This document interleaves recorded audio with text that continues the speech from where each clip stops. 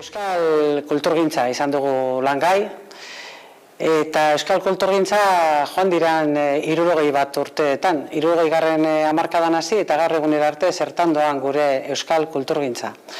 Lehenengo argitu behar neure ikuspegitik kultura eta euskal kultura zer diren, gero gintza horrek atzean eroango dabena ezagutzera emateko neure ikuspegitik beti ere eta irekita beste iritsi batzuetara.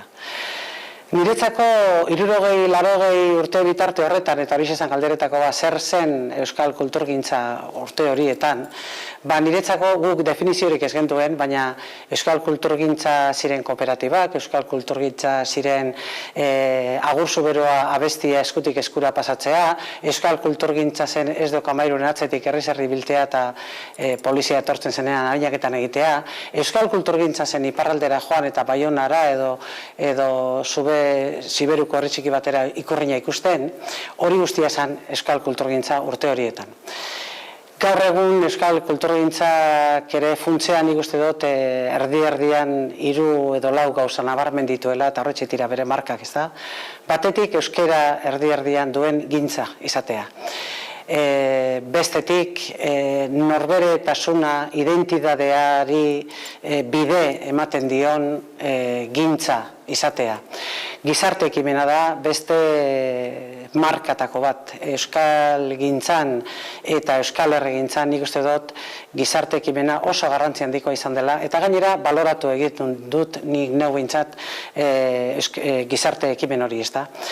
Azken batean, euskal kulturen jardun guztien atzean edo azpian gizartearen ekimena egon delako eta hori ona da, horrek erakusten duelako gure gizartearen bizitasuna. Hortan jarraitu beharko dugu, aurrera egin nahi badugu, kosta ala kosta.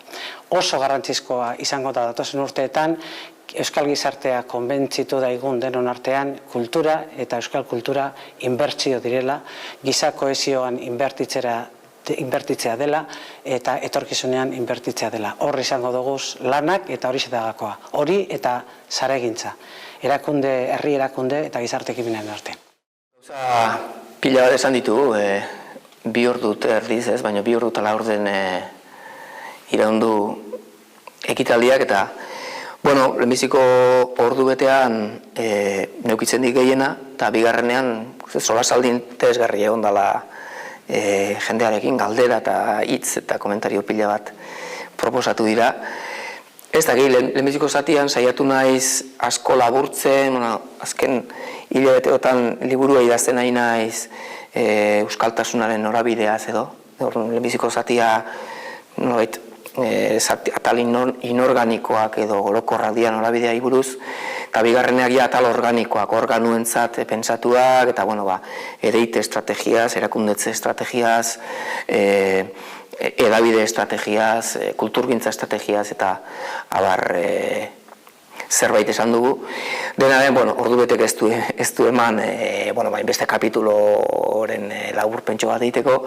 Nik uste interesgarriena izan dela, bigarren partea, galdera eta proposamen politak izan dira, batek globalizazioaren uholdearen aurrean hartu beharreko jarrera aipatu du, beste batek publiko eta pribatu binomioak euskalgintzaren kasuan egiten digun kalteaz eta dikotomia hori gainditu beharraz, beste batzuk kontseiluaren bidearen inguruan ere iruzkin kritiko bat egin dute, gaur egungo ikasle gazteen jarreren inguruan.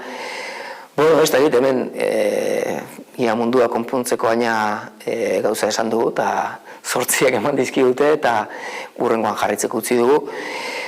Hori ez da, pixkat gaur egun laburpena izan liteke, ez da 5-10 alditako ibilbidearen ondoren eta bide batzuk nahiko ondo markatuak egon direlarik ere arlo zehatz batzutan olako ilunaldi estrategiko moduko batean ote gauden eta aurrera begira norabideak berpentsatzeko beharra, formazio ideologiko eta ekolinguistiko berri baten beharraz eta nik uste nahiko iritzi trukak eta aberatsa izan da.